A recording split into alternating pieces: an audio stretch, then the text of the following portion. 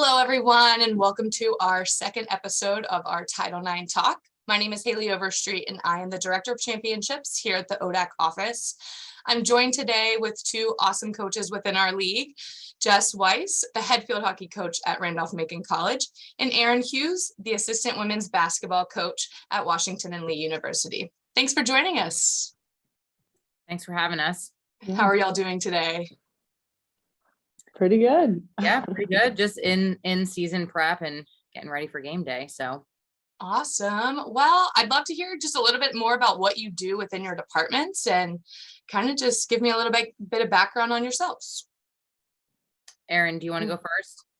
Sure, I'll jump in. So I graduated from WNL in 2021 and played basketball here for 4 years under Coach Clancy. And when I graduated, I wasn't ready to be done with the sport or WNL, obviously. So I stayed on as assistant coach and currently going into my second year. I help with General's Leadership Academy on campus. So get to work with student athletes from across campus and then teach PE. So constantly around students, which is how I prefer it. So loving being in Lexington a little longer. Nice. Well, I have a few more years on Erin. That's okay. So I graduated from Susquehanna University in 2008, and same as Erin, I wasn't ready to be done where I was at. So I coached field hockey there first for a season, and then switched to coaching lacrosse full time, which is what brought me to Virginia. So then I spent a few years coaching both, and now I'm the head coach here, like you had mentioned, Haley. I'm also our athletics diversity and inclusion designee, which is a newer designee title from the NCAA to help with diversity and inclusion efforts. So I'm really excited to be on that. And I know Brad just tried to connect all of us through the ODAC, so I'm excited to get to work with everyone in the ODAC on that. And then I'm also our content creative specialist here at Randolph-Macon in the athletics communications department. So just helping out with our new staff and getting everyone publicity and working on graphics. So I guess my question is, when do you guys sleep outside of doing everything? Never or? The burning question of all time. Yeah, I mean, you just got to be smart about it. I think we were just joking around about it this morning because we have practice in the morning on Tuesdays. And I mean, some days are harder than others, but then the off season, it can be a little bit different. So it depends. And sometimes you just got to do what you got to do, but it's often a question I ask myself for sure. So do my best. I would say I just got a Black Lab puppy in March, and she definitely helps get me up in the morning, so I get a little extra done. Whereas maybe last year I would have been sleeping in a little bit. So yeah. Awesome. So I kind of want to dive into just a little bit about your personal impressions of Title IX. I know with you guys being younger coaches, obviously you weren't really involved at the start in the enactment of it, and your experiences and like everything might just be different compared to our veteran coaches that we've had in the league. So I'd love to hear a little bit about kind of what you've experienced with it as it's kind of evolved throughout time. Yeah, I can go first here. It's funny because I was just on a podcast here at Randolph-Macon and I answered this question way more differently. And last night when I was driving home, I thought to myself, wow, I have been so lucky. Like I just played basketball with the boys growing up and I could play any sport that I wanted at any time. But then I also thought to myself, well, yeah, I got to play with the boys, but why wasn't there a girls' league? Like I've always spun it in the positive direction of I was never treated differently. And, my parents and my youth coach, who is a man who I'm still in contact with, his family's good friends with mine. Like he just never saw me as a girl. He just saw me as an athlete. Right. But then I thought like, that was so lucky. But the other side of me now finally thought like, well, why did I have to be one of 3 girls in the boys league? Like, why wasn't there a girls league? So I think that kind of hit me last night a little bit differently more than anything. But because now like the more visibility you have, you think you can do anything, which is why I'm sitting where I'm sitting right now. I had 2 great coaches in college, both who are now head field hockey coaches themselves, who just showed me what it looked like to be a strong woman who could do this. And before I didn't even think it was an option, I thought I was supposed to go do my thing when I graduated and just didn't even think about it. But now I can't imagine doing anything else. So I think growing up, I didn't think about it too much. I just thought, well, I can just do what the boys are doing, or I can play with them. I can do whatever. But there was just as many middle school and high school basketball. And I just use that sport because it's the most prevalent. Right. Erin takes it, so it works. But there were just as many middle school and high school teams, so why weren't there just as many youth programs? And I think that really hit me last night, that I think is where we're at. Like, the youth programs are great, but are we providing enough opportunities for people to be seen and experience different things? And that, while I've always had a positive perspective on it, it really just hit me differently a little bit yesterday, and just kind of reminded me that why, or how important what Erin and I and so many of us are doing really is, because of all the things we're modeling and Right. all of these different things, and just the visibility of that. So yeah, I mean, I do have a little bit more of a positive perspective, I suppose, and less struggle on my part, but I'm so grateful for what everyone did before us, because we literally wouldn't even be having this conversation if it didn't happen. So I think I'm a little bit more on the in-between, like caught the back end. And then now, we're kind of trying to take charge, as, the coaches who came before us kind of paved that way. Like, it's our turn now. I'm a decade older than Erin. So it's like, it's our turn now to keep that going and forge that ahead and make some change like they did. Right. Yeah. I mean, I think Jess obviously hit a ton there. I know for me, so my mom actually hurdled at St. Joe's University. And so I grew up around a female athlete who always encouraged us to be in sports. And so I didn't really know anything else. But as I got older, she was born around the time Title IX was passed. And so I remember her telling stories about like her PE classes. They were trying to get girls sports like up and running, and she said her PE top literally had like a big smiley face on it, and it was like, girls sports is happiness, and like that was what she was growing up with. And like, I don't know, to me that was like, if I had to wear that in PE, I would have been so mad. But so I think like hearing her stories growing up about how like there just weren't a lot of teams, and the coaches that coached her in field hockey were also soccer and basketball, and like volleyball wasn't an option. Because I remember like when I was, Mom, volleyball looks cool, I want to play volleyball. And she's like, I honestly don't know anything about it. Like, I didn't have that in high school. And that to me was so bizarre, that like you didn't have multiple options of sports to play. And so I think I heard a lot of it through her. But when I think back on the coaches that I had through my basketball career, I didn't have any female coaches until I got to WNL. And so that to me was something where like I think I kind of took it for granted when I got here at first. And now when I reflect back, I mean, Coach Clancy, obviously a strong woman in that head coach role. I had female assistants through my time. Jan Hathorn, who's our AD, is a longtime coach and a strong woman in that role. Our strength and conditioning coach, Coach Yetter, was a female. Like, I was surrounded by all of these strong women, and everyone that I was connected with in the athletic department that was helping me specifically, like individually, was a woman. And that was just such a cool experience for me. And so I think I definitely took that for granted. And when I was being recruited, probably didn't realize how cool that was to step into, but obviously super grateful that that's my experience now. And like Jess said, like, I still think we have a far way to go, but I'm definitely standing on the shoulders of a lot of women that fought really hard for us to be where we are today. And I'm super grateful for that, and glad that I can be here and talk a little bit about it from my perspective. So I'm excited, but yeah, that would be my experience, I'd say. Yeah, that's incredible. So Erin, you did like a deep dive into the history of women's Yeah. athletics at WNL. And I know you mentioned a couple names just now. Give us a little bit of insight on kind of how your project went and all of that. Absolutely. So I was a women, gender, sexuality studies minor at WNL. And a lot of the stuff that I did was kind of centered around women in sport, just because that was kind of something I was interested in. And I remember like I had to do a capstone. I was like, what am I going to be interested in enough and to actually study it for 12 weeks? And the history of women's sports, like that at WNL, that was something that I was like, that could be interesting. And I would say when I really started to think about it, so obviously Title IX's passed maybe 5. And when you think about that, I'm like, that's only 30 some years. And I was like, wow, so we've only co-educated not that long ago. And now we have all these women in really strong leadership positions within our athletic department. Like there has to be something there. Like what is going on there? And when I started looking at it, I think there were just a lot of people who realized once we co-educated how important women's sports was. And I think put a lot of people in really strong positions. So obviously we, like Walsh was the AD, I think, when we co-educated, and then Jan took over.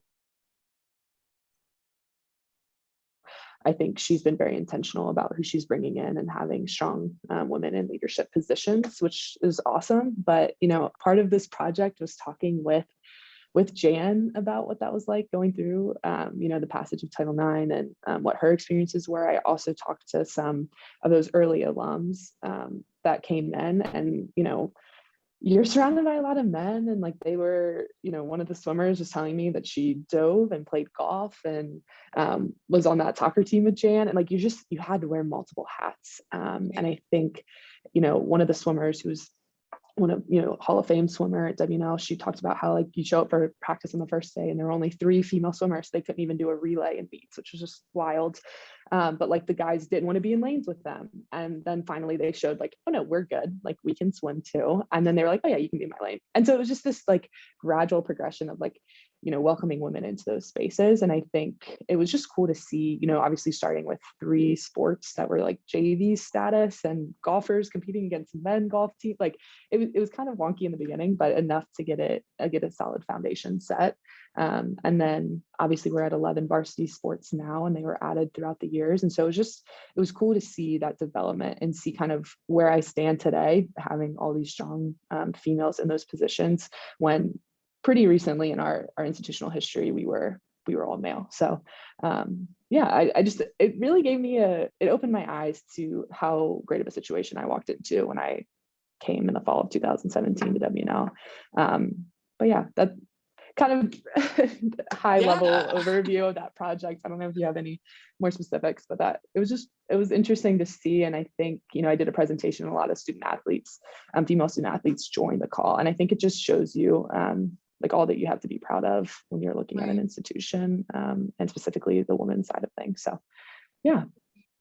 That's incredible. So you talked a little bit about kind of how they got to where they were at. And I feel like you can't do that without programming or some sort of like support from other people. So this kind of leads me into the 2 of you attended the NCAA Women's Coaches Academy. You're a part of class 51. Give me a little bit about your experience with that and kind of what you gained from going and attending that. Oh, I mean, that's such a loaded question. It's amazing because it's just really hard to think about how you put all of that into words. And it sounds silly because you see the schedule and you're like, oh, this is going to be great. I'm going to learn so much. But the power that the topics and the people had on you, not just the guest speakers, but the people in the room. I mean, first of all, the ODAC has obviously been a great advocate for WeCOACH and them partnering with them and allowing us the opportunity to apply and go. I mean, I'm so grateful for that. Like it feels so great to talk about that and to see the ODAC's name, you know, on the list of Division III conferences that are partnering with them. So, you know, first of all, thank you guys and everything you're doing for that. But yeah, I mean, it was something I really wanted to do for so long, and it really helped me kind of reset kind of where I was at. I mean, we got to see some women in these positions that you just couldn't believe you were sharing the same space as them, yet they treated you like you were their peer, and, you know, they had just as much to learn from you as you from them. So I think it just kind of reminded me that I was on the right path, and like what I'm doing has a purpose that's larger than on the field, despite what society might be valuing and what everyone else is trying to tell us. And it's great we're talking about this now because we're in the middle of the season. But, you know, my perspective has always been we're playing between 18 and 20 some games out of the year, but there's 365 days in the year. So what am I doing, or what are we doing on those other, you know, 340 some days of the year that make this thing worth it? And it was really hard to see that during COVID, and when there is so much emphasis on winning just in college sports in general, like not specific to an institution or a division, like everyone just wants you to win because winning gets donors, get facilities and things. So it's just this, rat race basically of like, what can everyone get and what can everyone do? But it's so much bigger than that. And, it just kind of helped remind me that my thought process of centering the student athlete experience on everything that we do, it is right. And that there are so many opportunities out there that I didn't even know existed. Like we had some really powerful women come in and I'm like, that her job sounds incredible. So one day when I'm like, no longer have the fire inside me to be a coach anymore, like I want to be that person. Like that's what I want to do. So, I mean, gosh, and we learned so much about ourselves and each other, and there were definitely some tears shed. But it also, like, we laughed so much. I mean, it was way more than I ever could have imagined. And I think Vanessa being the new CEO of WeCOACH is just really pushing them in a great direction. And she, kind of told us like, we need you when we were leaving. And that stuck with me. That's, it's really helped me kind of talk with my team now. And it just honestly, it renewed and like rejuvenated my soul, for lack of a better like explanation. I mean, it sounds so silly, but it was the perfect thing that I needed. And I'm so grateful for the opportunity for sure. Cause it really, it brought me back to what's right. And, where I'm at and that I'm doing what I'm supposed to be doing. Yeah, no, I mean, absolutely. I think it was just such a cool space because like, obviously I'm around strong female leaders at WNL, but like you go into this room and you have all 3 divisions and an AIA, you have all sports, you have individual sports, team sports, you have administrators, they're bringing in great talkers, like what Jess is saying, right? The energy in that room was just so like, a lot of us didn't have much in common other than the fact that we were women in athletics and that's all we needed. And everyone was like, you walk into this room and they're strangers, but you feel like you've known them forever. It was wild. And I would say I got to Colorado and I was like, maybe coaching's for me, maybe it's not. I don't know. Like, here's an opportunity, meet people, learn a little something about them, learn a little something about myself. And I would say I left that conference and I was like, wow, like the work that we are doing, that I am doing matters and it's important. It's part of the reason, like the strong females that I had is part of the reason that I stepped into coaching, and the strong women in that room for those 2-3 days is part of the reason that I'm like excited to continue on this journey. And like Jess said, you're hearing these stories from the speakers and you're like, wow, those are such cool jobs. There's so many doors that can open just from being in this world. And everyone just really had an invested interest in you continuing on this path and helping to support you. Because we know it's tough. We know there's long hours, weekends, things like that, but it's really is worth it. And I think, we had a journal and mine was like completely full of notes that I took, and even things like we did an exercise on values, which I feel like by the time you graduate college, you should have a pretty solid idea, like what do you value in this world? You picked a profession, and we had a section where we stayed for like an hour and figured out our values. And I go back to them all of the time. And I've even talked to my players about like, we need to live in our values. Like that's something that we should be focusing on. And I took for granted. So even little activities like that I think that were really intentional have come with me. But like Jess said, the energy in the room and just the people and having people care about you was awesome. Right. It was a lot of information, long days. But oh my gosh, yeah. So much. And a lot of snacks. a lot of snacks. We definitely said that we were like the best class ever. Like the moment you got there, like when you walked in the room, like everyone was talking to someone else. It was so loud. So no offense to the other classes, but we definitely think 51 is it. Yeah. They should just, they got just a little biased. Yeah, just a little bit. Yeah. So I'm seeing like a reoccurring theme is one day, if the both of you kind of gravitate away from coaching, you see these other opportunities that these women are doing in athletics. And I think I've watched the Breakthrough Summit through WeCOACH the past couple of years. And one of the biggest things that's like stuck with me is if I can see her, I can be her. And I think that is just such an empowering statement, especially for like the young girls in sports. And Jess, you talked about it a little bit, like growing up, it was like, I could do what the boys do, but it would be nice to be able to see what do the women do? What are the girls doing? Like, I want to be able to follow in those footsteps. And I think that's a big thing that's changed within women in athletics is we're seeing these women in powerful leadership positions. And it gives us the idea that we can pursue that one day. And I think y'all's experience at the convention was something incredible. And obviously you took a lot away from that. looking forward, and as we start to wrap things up here, like what's next for like programming or professional development for the future of women in athletics? Like, how do we continue down a path that we're providing these opportunities for the younger generations, the ones that are graduating and wanting to go within athletics? Yeah, that's a hard one. Hard one, but I mean, I think Erin and I are doing it. Like, I made sure to tell our players what I was doing, what opportunities are out there, and they encouraged us to just talk to our players about our experience so they can understand. I think the NCAA is doing a lot more programming for student athletes, like while they're student athletes, not waiting until their careers are over, like encouraging sophomores, juniors to kind of get out to different things. You mentioned the Tucker Center. I know they have a women coaches symposium. WeCOACH is doing a mentoring program, a book club. Like, they're trying to do so much. But I think the biggest thing is, like, there are programs out there, but it's not that I was afraid to ask, but I just didn't think about, oh, well, why don't I just ask if someone can help send me?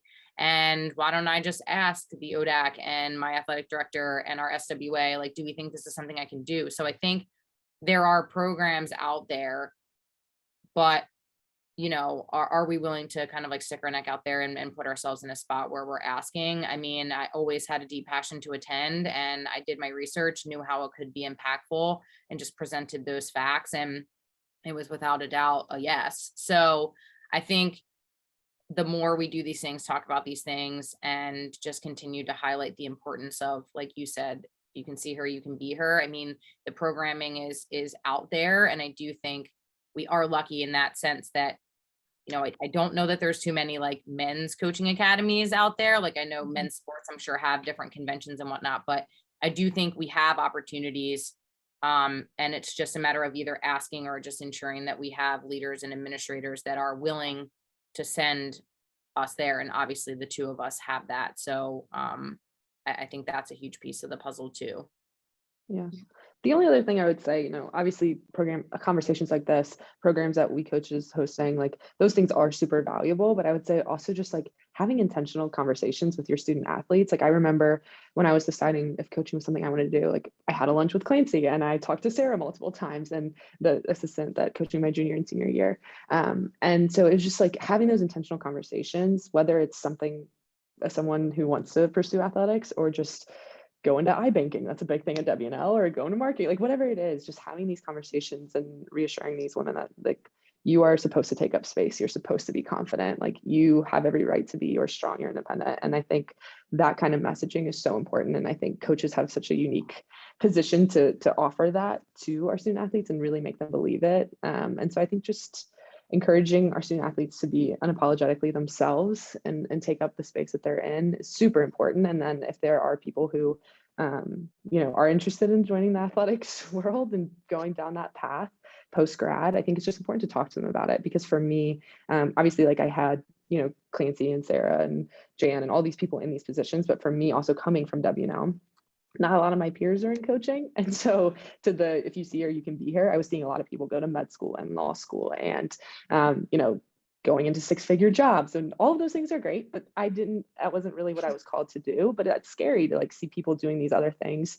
And so just continuing to have those conversations and reassure people that this is a very valuable job and you're doing things that are making an impact every single day. And so just intentional conversations, I would say too, and combination with the great programming that ODAC is doing and WeCOACH and NCAA. So yeah.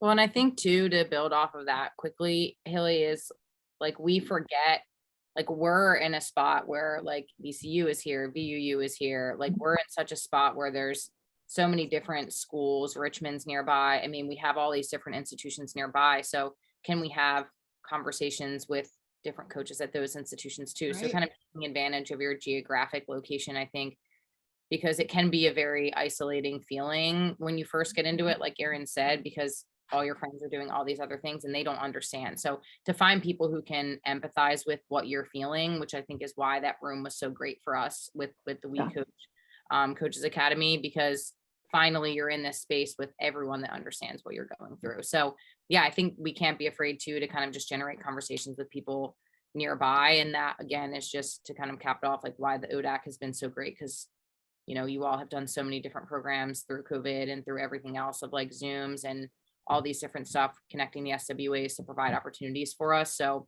I mean, I think that's all we can do, is like we don't always have to be like enemies or opponents. Like we can work together to elevate our female student athletes and our women coaches together, because we're all just trying to do the same job at the end of the day. So yeah. Oh gosh, I would love to sit here and talk for hours about this. But I think the biggest thing that I've taken away from this is creating a network within women in athletics and having people outside of just your sport, but outside of like your in like direct realm of just coaching. I think it's incredible that the opportunities that us as women in athletics now have. But I'm so glad that I was able to sit here and listen and share your experiences with you. Any last words of wisdom to anyone listening? I don't know. I think Jess said all of the wise things today. Yeah. So I don't there know we go. about that. I haven't finished my coffee yet, but I would say just like Erin really hit it. Like you just got to be authentic, and we can't be afraid to be ourselves and have those conversations, because the fight is worth it, and we're worth it, and our athletes are worth it. And we just have to keep remembering that it can't be good enough until it's all equitable. And that's what we need. And we can't let a little like road bump here or there slow us down. Like we wouldn't tell our players to do that, right? Like we tell them to keep forging ahead and find a new way. So we just have to keep doing that. And like Erin said, use everything that these women before us have taught us, and just keep finding new ways to get things done and get what all of us deserve to have. Yeah, Absolutely. Well well, said. thank you so much for joining me. I hope you have a good rest of your day. Jess, good luck the rest of the season. Erin, good luck in your upcoming seasons. Thank you so Thanks, much. Haley.